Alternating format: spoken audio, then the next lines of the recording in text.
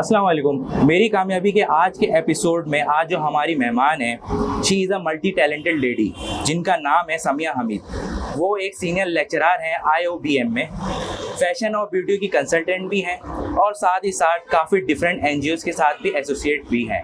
आइए जानते हैं उनके बारे में। अस्सलाम वालेकुम मैम, कैसी हैं आप? वालेकुम सलाम, मैं बिल्कुल ठीक हूँ, आप बताइए। मैं भी ठीक ठाक अल्हम्दुलिल्लाह। अच्छा मैम, कोविड लाइफ और क्वारंटाइन लाइफ कैसे गुजरी आपकी? Covid life and quarantine life isolated होकर गुजरी, लेकिन येस, इसमें मैंने बहुत सारी चीज़ों की मुझे रियलाइजेशन हुई, बहुत सारी चीज़ें मैंने सीखी। इसमें से एक चीज़ जो ये थी कि आप दूसरों को किस तरीके से मोटिवेट और हेल्प आउट कर सकते हैं इस टाइम को गुजारने के लिए, वो चीज़ बड़ी इंपॉर्टेंट थी जो मैंने खुद भी रियलाइज़ की और दूसरों को भी अपने डिफरेंट सेशंस और डिफरेंट चीज़ों के थ्रू जो है वो एक मैसेज कन्वे किया कि वो दूसरों को हेल्प आउट करें। अच्छा, इसमें आपकी एक्टिविटीज़ भी जारी थी या फिर आप एक्टिविटीज़ नहीं कर रही थी? नहीं, मेरी एक्टिविटीज़ बिल्कुल जारी थी। मेरी ऑनलाइन सेशंस, मेरी ऑनलाइन कंसल्टेंसी, ट्रेनिंग्स, कोर्सेज, ये सारी चीज़ें थी और इसके अलावा मैं अपनी जॉब वगैरह वो भी मेरी ऑनलाइन जो है वो कंटिन्यूएशन में थी। As a senior lecturer different public और प्राइवेट यूनिवर्सिटी में सर्व कर चुके हैं आप, तो बीइंग अ लेक्चरर अब तक सबसे बेस्ट एक्सपीरियंस कहाँ रहा आपका? अच्छा, ये थोड़ा सा बताना मेरे लिए एक नाम लेना मुश्किल हो जाएगा थी। उसका रीज़न ये है कि जहाँ पर भी मैंने पढ़ाया अल्हम्दुलिल्लाह मैंने 6 से 7 यूनिवर्सिटीज़ में पढ़ाया है और 12 साल से मैं पढ़ा रही हूँ, तो मेरा एक्सपीरियंस हर लेवल पर हर यूनिवर्सिटी में एक डिफरेंट तरीके का बहुत अच्छा रहा। ठीक है, हर जगह एक प्रोज एंड कॉन्स हर जगह के होते हैं, कभी मैनेजमेंट के, कभी स्टूडेंट्स की तरफ से, कभी आपस में डिपार्टमेंटल इश्यूज़, लेकिन आई थिंक कि हम इतनी मैच्योर इनफ हैं कि उन सारी चीज़ों को डील कर सकें। तो आई थिंक मेरा एक्सपीरियंस सबसे अच्छा जो है वो मतलब हर यूनिवर्सिटी में रहा। एज अ लेक्चरर आप कैसे काम को ऑर्गेनाइज करती हैं और प्लान करती हैं?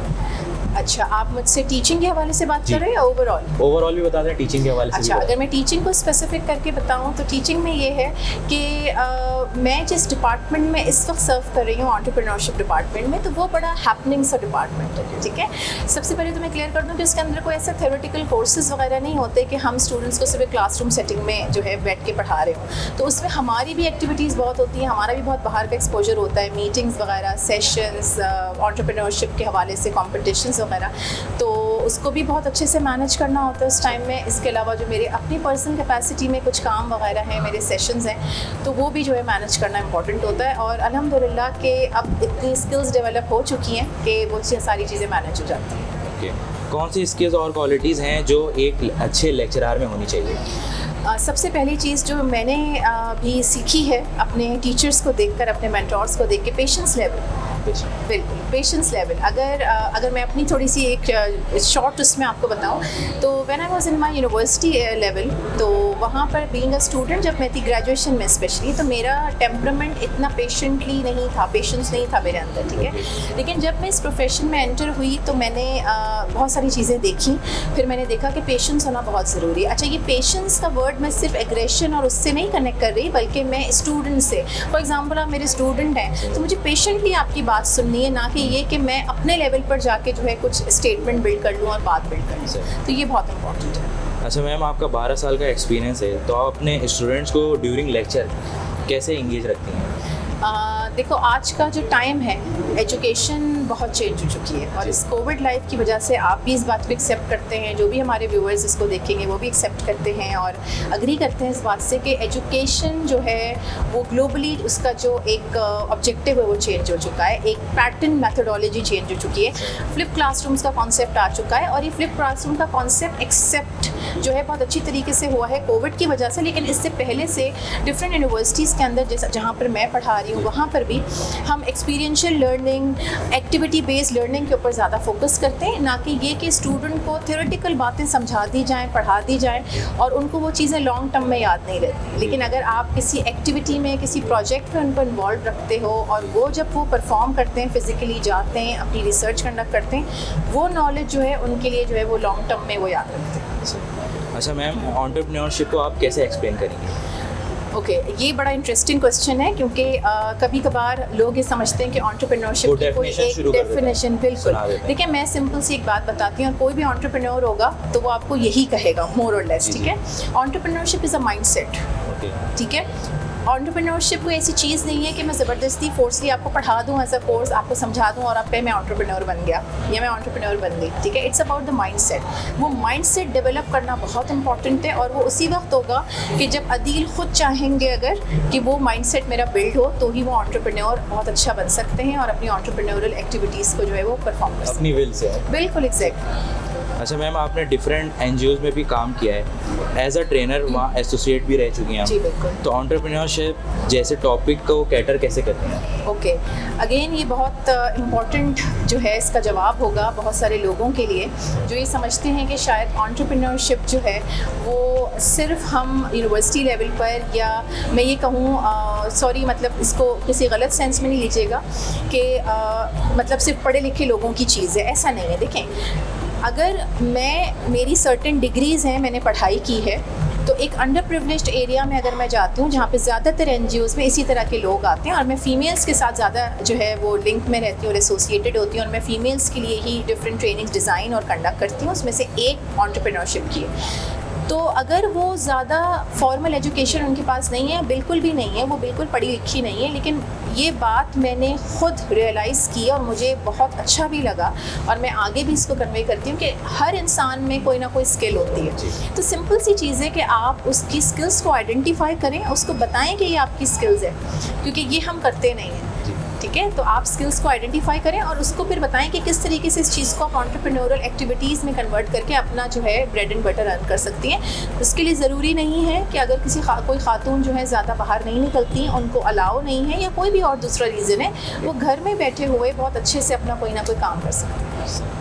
अच्छा ma'am, as a fashion and beauty consultant आप कैसे टैकल करती हैं अपने क्लाइंट्स को? Okay, as a fashion and beauty consultant ये चीज़ एक बहुत डिफरेंट है मेरी टीचिंग प्रोफेशन से या मेरे सोशल वर्क से, क्योंकि ये थोड़ा सा ग्लैमर इसके अंदर आता है। लेकिन ये है कि मैं कंसल्टेंसी के अंदर डिफरेंट इंक्यूबेशन सेंटर्स हैं जो कराची में नहीं है, कराची से बाहर हैं, जो टिपिकली फैशन इंक्यूबेशंस हैं, वहाँ मैं एज अ मेंटोर हूँ, ठीक है। तो वहाँ पर भी जो मेरे अगर मैं उनको कहूँ क्लाइंट्स, तो वो एक्चुअली क्लाइंट्स वही होते हैं जिन्होंने अपना कोई स्टार्टअप शुरू किया होता है, ठीक है। तो उनकी जो है प्रोडक्ट की ब्रांडिंग कैसे होगी, किस तरीके की जो है वो ट्रेंड फोरकास्टिंग कैसे की जाती है, उसके ऊपर उनको जो है वो उनको मेंटोरिंग देना, कलर कॉम्बिनेशंस किस तरीके से सिलेक्ट किए जाते हैं, अपने ब्रांड को किस तरीके से उसकी ब्रांड इक्विटी बिल्ड की जाती है, ये सारी चीज़ें। और अल्हम्दुलिल्लाह अभी तक मेरे क्लाइंट्स बहुत सेटिस्फाइड हैं और अल्हम्दुलिल्लाह आई होप कि काम ऐसे ही चलता रहे इंशाल्लाह। आप यूथ पार्लियामेंट की भी मेंबर हैं, तो what's the role of it? Okay, youth parliament जो है वो रिजवान जाफ़र साहब का एक प्लेटफॉर्म है जो स्टार्ट उन्होंने किया है माशाल्लाह से, और बहुत बड़ी चीज़ है, बहुत बड़ा काम है, बहुत अच्छा काम वो कर रहे हैं कि जितनी यूथ है, एक्चुअली सिंपल सा मैं आपको बताती हूँ कि जो यूथ है हमारे मुल्क की, उनको जो है वो उस प्लेटफॉर्म पे ले आए हैं और उसमें उन्होंने जो है वो कैटेगरीज डिफ़ाइन कर दी हैं कि अगर एक एंटरप्रेन्योरशिप से रिलेटेड कैटेगरी है तो उसमें जो भी एंटरप्रेन्योरशिप से रिलेटेड इंटरेस्ट रखते हैं तो वो अपने डोमेन में एक सर्टेन एक्टिविटीज़ को परफॉर्म करें, कुछ काम करें, और at the end of the day काम किसके लिए किया जा रहा है? सोसाइटी को बेटर बनाने के लिए। तो मैं एज अ प्रोफेशनल जो है वो यूथ पार्लियामेंट का जो है पार्ट हूँ एंड अल्हम्दुलिल्लाह जो है मुझे सीखने को भी बहुत मिलता है। अगर मैं कोई एक बात बता रही होती हूँ तो मुझे 3 बातें सीखने के लिए मिलती हैं, क्योंकि उस पर दूसरे भी प्रोफेशनल्स हैं, रिजवान खुद हैं, तो उस प्लेटफॉर्म से मुझे अपॉर्चुनिटीज़ भी बहुत मिलती हैं डिफरेंट जगहों पर जो है वो एक्सपोजर जाने का, सेशंस कंडक्ट करने का, इस तरह की चीज़। ठीक है मैम, आपने वुमेन एंटरप्रेन्योरशिप और ट्रांसजेंडर की सोसाइटी एक्सेप्टेंस के लिए भी सेशन कंडक्ट कर चुकी हैं, तो उसके कैसे आउटकम्स रहे हैं आपके? ओके, ये दो थोड़ा सा डिफरेंट मैं करके बताती हूँ, बिकॉज मैं थोड़ा सा ट्रांसजेंडर्स का पहले बताती हूँ कि ट्रांसजेंडर्स के हवाले से जब मैंने काम करना स्टार्ट किया तो अल्हम्दुलिल्लाह मेरी फैमिली से मुझे बड़ी अच्छी सपोर्ट मिली, ठीक है, क्योंकि मैं उनको कन्विंस करने में सक्सेसफुल हो गए अल्हम्दुलिल्लाह, क्योंकि वो भी चीज़ों को समझते हैं। सपोर्ट इन द सेंस कि अगर मैं बीइंग अ फीमेल, आप थोड़ा सा इसको देख सकते हैं, समझ सकते हैं कि अगर मैं किसी ट्रांसजेंडर से जाके बात कर रही हूँ तो अभी भी हमारी सोसाइटी में वो एक स्टिग्मा है, वो एक चीज़ है कि why you are just talking to that people, ठीक है, क्यों आप उनसे बात कर रही हैं, जब दूसरे लोग हैं आप उनसे बात करें, उनके लिए काम करें। लेकिन देखिए हमारी सोसाइटी में अगर वो लोग हैं, ट्रांसजेंडर्स हैं, तो वो हमारी सोसाइटी का पार्ट है, ठीक है। कब तक हम ये समझते रहेंगे कि सिग्नल्स पर अगर वो भीख मांग रहे हैं, बेगिंग कर रहे हैं, तो बस यही इनका एक फेस है? ऐसा नहीं है, ठीक है। आपको एक चीज़ मैं यहाँ पर मेंशन करूँ कि कराची जैसे शहर के अंदर माशाल्लाह से 2 से 3 NGOs ऐसी हैं जो खुद ट्रांसजेंडर्स चला रही हैं और वो ट्रांसजेंडर्स पढ़ी लिखी हैं, ठीक है। और मुझे एक्चुअली उस चीज़ से उनसे मिलने के बाद मोटिवेशन मेरे अंदर एक डेवलप हुई कि मैं इनके लिए कोई काम कर सकूँ। दूसरी चीज़ वुमेन से रिलेटेड, तो ख़वातीन से रिलेटेड भी मैं वुमेन एम्पावरमेंट या वुमेन जो है वो डेवलपमेंट प्रोग्राम्स में मैं इन्वॉल्व हूँ अपने पर्सनल लेवल पर भी। जो मेरा एक फ़ेसबुक पे ग्रुप है दी क्वींसप्रेन्योर के नाम से। सिंपल मेरी इंटेंशन, मेरा ऑब्जेक्टिव यही है कि उनको सपोर्ट किया जाए, जिस तरह की भी वो फैमिली बैकग्राउंड से बिलोंग करती हैं, सोशल क्लास से बिलोंग करती हैं, तो उनके लेवल पर आके उनको जो है वो मोटिवेट किया जाए और हेल्प आउट किया जाए। इस वक्त आप डिफरेंट एंटरप्रेन्योर वेंचर्स पर काम कर रही हैं, उस बारे में क्या बताना चाहेंगे? अच्छा, मैंने जैसे अभी तो जो है वो एक अपना वेंचर बताया कि दी क्वींसप्रेन्योर के नाम से मेरा एक एंटरप्रेन्योरशिप के हवाले से, वुमेन एंटरप्रेन्योरशिप के हवाले से एक प्लेटफॉर्म मैंने क्रिएट किया हुआ है। अदील, उसका रीज़न जो है मैं आपको अगर बताऊं तो मैं अपने डिफरेंट सेशन से पहले भी बता चुकी हूँ। उसका रीज़न ये था कि मेरे माइंड में ऐसी कोई चीज़ नहीं थी कि मैं करूँ, लेकिन मैंने स्टार्ट इसलिए किया कि जब मैंने अपनी सराउंडिंग्स में कुछ ऐसी फीमेल्स देखी जो किसी न किसी वजह से अकेली होती हैं, चाहे उनकी डिवोर्स हो जाए, चाहे उनकी खुला हो या उनके हस्बैंड की डेथ हो जाए, वो विडो हो, तो आप भी इस चीज़ को एक्सेप्ट मतलब अग्री करेंगे कि बहुत कम लोग हैं जो ऐसी फ़ीमेल्स को दोबारा एक्सेप्ट करते हैं या उनके लिए बहुत मुश्किलात हम पैदा कर देते हैं। सॉरी टू से मुझे कहना पड़ रहा है। तो उन ख़वातीन को माइंड में रखते हुए मैंने एक ग्रुप एक्चुअली स्टार्ट किया था, लेकिन मेरे ग्रुप में सिर्फ इसी तरह की फ़ीमेल्स नहीं है, हर तरह की फ़ीमेल को मैं वेलकम करती हूँ, फ़ीमेल्स को, कि वो इसका पार्ट बने। इसके अलावा ताल्लुक़ के नाम से मेरा एक प्लेटफॉर्म है जो टोटली सोशल प्लेटफॉर्म है, और इसी प्लेटफॉर्म के जो है वो इसी प्लेटफॉर्म की वजह से और इसी प्लेटफॉर्म से मैं ट्रांसजेंडर्स के लिए, ड्रग एडिक्ट्स के लिए और जो ओल्ड एज होम में हमारे जो ऑब्वियसली किसी ना किसी के पेरेंट्स होते हैं वो लोग रह रहे होते हैं, तो उनके लिए उनको किसी ना किसी एक्टिविटी में इन्वॉल्व किया जाए ताकि वो दोबारा से वो काम ना करें, दोबारा से डिप्रेशन में ना जाएं। तो ये मेरे बेसिकली 2 बड़े प्लेटफॉर्म्स हैं। इसके अलावा मेरा एक लॉरल्स क्लब के नाम से ट्रेनिंग कंसल्टेंसी है जो मेरा और मेरे पार्टनर अहमद अलीम का है, और उसमें हम कस्टमाइज ट्रेनिंग्स डिज़ाइन भी करते हैं और कुछ हमारी भी डिज़ाइन ट्रेनिंग्स हैं जो हम कंडक्ट करते हैं। कस्टमाइज ट्रेनिंग कैसे होती है? कस्टमाइज ट्रेनिंग फॉर एग्जांपल कुछ ट्रेनिंग्स हमारी अपनी डिज़ाइन हुई हुई हैं, और कुछ ऐसे अगर फॉर एग्जांपल आप मेरे क्लाइंट हैं, आप स्पेसिफिक किस्म की ट्रेनिंग करवाना चाहते हैं अपने एम्प्लॉइज़ को, ठीक है, तो हम आपकी रिक्वायरमेंट को माइंड में रखते हुए इसको कस्टमाइज़ करके डिज़ाइन करते हैं। ये एक्चुअली। अच्छा मैम, वुमेन एम्पावरमेंट के लिए अभी काफ़ी काम करती हैं आप, उसके बारे में क्या शेयर करना चाहेंगे? वुमेन एम्पावरमेंट, जी, पहले तो मैं एक चीज़ थोड़ी और यहाँ पर मेंशन कर दूँ कि जब भी एम्पावरमेंट का वर्ड आता है तो लोग समझते हैं कि एम्पावरमेंट का मतलब शायद ये है कि हम ख़वातीन को अल्लाह ना करे बदतमीज़ बना रहे हैं, या हम ऐसा बना रहे हैं कि वो बिल्कुल उनको अपने रिलेशंस के अंदर जो मर्द हजरात हैं, भाई है, फादर हैं, हस्बैंड हैं, उनकी ज़रूरत नहीं है। ऐसा बिल्कुल नहीं है, प्लीज़ इस चीज़ को क्लियर कर लें, स्पेशली ख़वातीन इस चीज़ को समझ लें। उसका रीज़न ये है, देखिए एम्पावरमेंट का जो अगर मैं उर्दू में तर्जुमा करूँ, इसका मीनिंग बताऊँ तो खुद मुख्तारी है, और ख़ुद मुख्तारी तो मतलब एक मतलब मेल का भी हक़ है, फ़ीमेल का भी हक़ है, ठीक है, ट्रांसजेंडर्स का भी हक़ है, ठीक है। तो ख़ुद मुख्तार करना हमारे पास इसको as a campaign, as a like पूरा एक सब्जेक्ट क्यों यूज़ किया जाता है, उसका रीज़न ये है कि कहीं ना कहीं हमारी सोसाइटी में सप्रेस किया जाता है ख़वातीन को, तो इसलिए थोड़ी सी अवेयरनेस क्रिएट करने के लिए इस वर्ड के साथ हम ट्रेनिंग्स कराते हैं। अदरवाइज़ सिंपल सी चीज़ है कि वो ज़रूरी इसलिए होता है, जैसे मैंने आपको बताया कि बहुत सारी ऐसी फ़ीमेल्स होती हैं जो कुछ ना कुछ करना चाह रही होती हैं, तो वो बहुत अच्छे से अपने घर से परमिशन ले सकती हैं, उनको कन्वेंस कर सकती हैं। मेरी एग्जांपल है, मैंने भी अपने पेरेंट्स को, अपनी फैमिली को कन्वेंस किया जब मैं ट्रांसजेंडर्स के हवाले से काम कर रही थी, जबकि अभी भी मैं बहुत सारी नेगेटिव चीज़ें सुन रही होती हूँ, बहुत ज़्यादा ऐसी बातें होती हैं जो मुझे डिमोटिवेट भी करती हैं कभी। लेकिन आई थिंक कि women empowerment is all about कि आप एक खातून के अंदर, एक लड़की के अंदर, एक फ़ीमेल के अंदर जो है ख़ुद मुख्तारी बिल्ड कर रहे हैं। अच्छा मैम, एक हमारा गेम राउंड है रैपिड फायर, ठीक है, रेडी? हाँ, ओके जी। टेक्सटिंग और talking? Texting. Favourite day of the week? Monday. Favourite city in Pakistan? Karachi. Morning और सनसेट? मॉर्निंग। फेवरेट प्लेस जहाँ आप जाना चाहती हूँ? कराची में या कराची कोई में ऐसी बता चीज़? एक रेस्टोरेंट है, फेवरेट देसी फूड? कढ़ाई। किस्मत पर यकीन रखते हैं आप?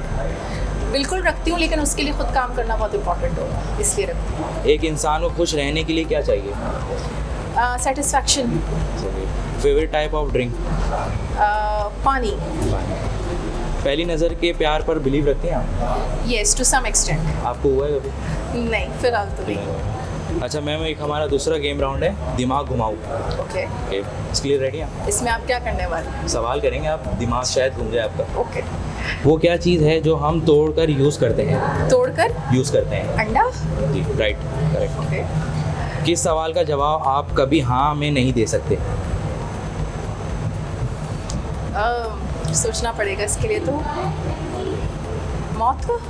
क्या आप सो रहे हैं? वो क्या चीज़ है जिसके हाथ हैं लेकिन क्लैप नहीं कर सकती? I don't know. Clock. Okay. वो कौन है जिसकी टांगे हैं लेकिन चल नहीं सकता? टेबल? जी करेक्ट। ओके। वो कौन सा बैंड है जो म्यूजिक नहीं बजा सकता? I don't know. Rubber band. Okay. अच्छा मैम, सीरियसली ये बाकी दिमाग घुमाने वाला है। अच्छा मैम, एक मेरा लास्ट सवाल है, आपके ख्याल में as a entrepreneur what makes you best? What makes you best? जी। Your learning ability and your humble nature, empathy. That's all. Thank you so much ma'am, आपने इस welcome. इंटरव्यू का टाइम निकाला। Thank you so much. You're welcome. इसी के साथ साथ आज के इंटरव्यू का इख्तिताम हुआ जाता है। मुझे दीजिए इजाज़त। अल्लाह हाफ़िज़। Allah Hafiz. Hello everyone, this is Samia Hamid. I am a senior lecturer in IOBM and chairing consultant of the Queenspreneur. अगर आपको हमारा इंटरव्यू पसंद आया है तो लाइक करें, शेयर करें, सब्सक्राइब करें और बेल आइकन को प्रेस करें। Thank you so much.